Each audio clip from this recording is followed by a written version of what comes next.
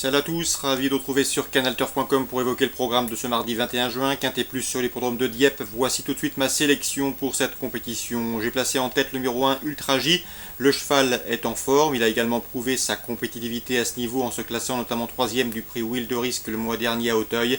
Un cheval qui devrait également apprécier le profil coulant de l'hippodrome de Dieppe. Le cheval est en effet un adepte de la course en avant. J'en ai fait mon favori, le 1 Ultra J présenté par Fabrice Fouché. Le 3 Bullet Tous conduira l'opposition. Le cheval a terminé 5ème du prix Will de Risque dans le sillage de notre favori. Et depuis, il a pris une bonne deuxième place, voire une encourageante deuxième place dans le prix Ardati, toujours à Auteuil. S'il ne se ressent pas de ses derniers efforts, il devrait pouvoir confirmer. Le 2 Ultra Lucky reste certes sur de chute, la dernière est toutefois excusable puisqu'il a percuté un cheval tombé devant lui.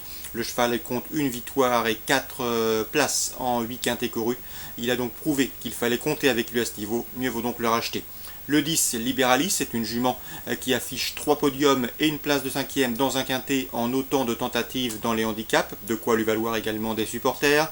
Le numéro 5, Devil Inside, qui n'a jamais terminé plus loin que 5ème lors de ses 9 dernières courses courues, mérite également que l'on s'attarde sur sa candidature, d'autant que Devil Inside est terminé 6ème de cette course en dernier, preuve qu'il connaît le parcours. Le numéro 7, c'est Bal Celtic. Bal Celtic, certes, qui reste sur un échec dans le prix Rosorno à Anguin, courant avril, mais auparavant, eh bien, la jument s'était classée 3ème du prix Prédicateur dans un quintet plus, de quoi incliner à une certaine méfiance, même si elle n'a pas été revue depuis le mois d'avril.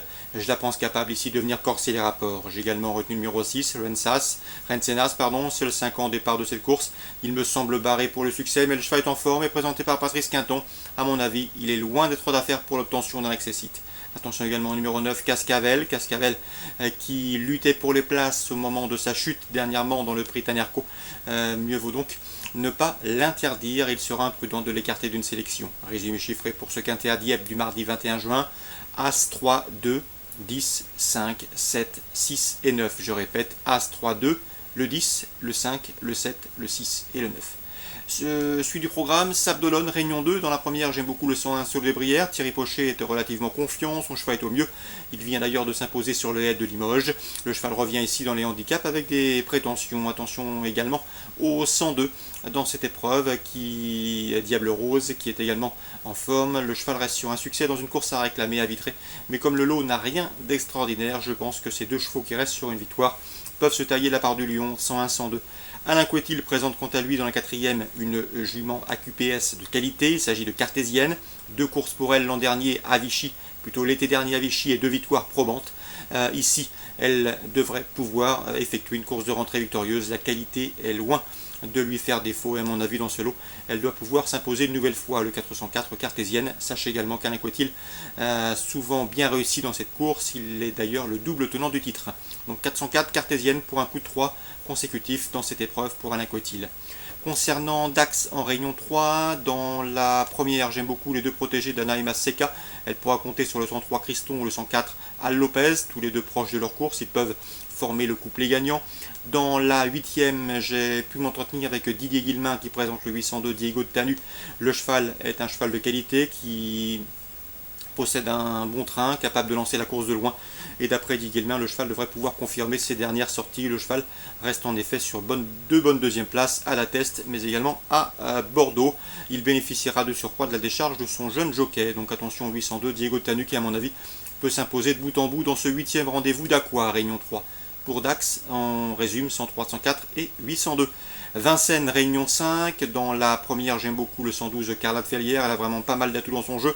La jument est en forme, elle ne manque pas de tenue, elle est estimée au sein de l'écurie Marmion.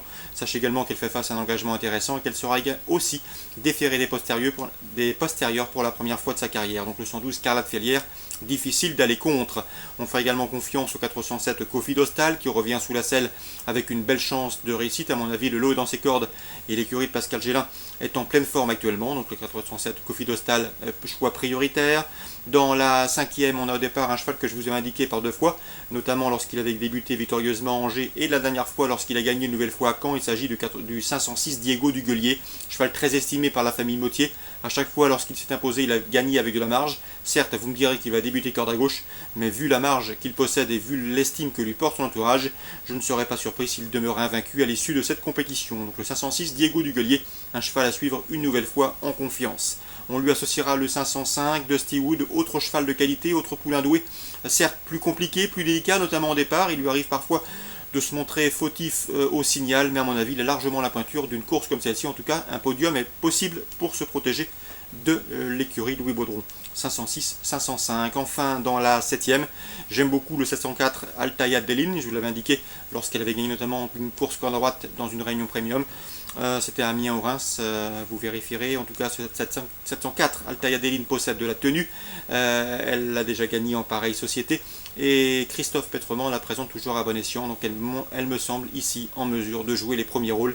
Et selon moi, elle constitue une rivale très sérieuse pour les probables favoris, à savoir le 712 Tilleul d'Anjou ou encore le 714 Virgule Sanserie, deux chevaux très confirmés et très réguliers dans les tournois de ce genre, c'est-à-dire ceux réservés aux drivers amateurs.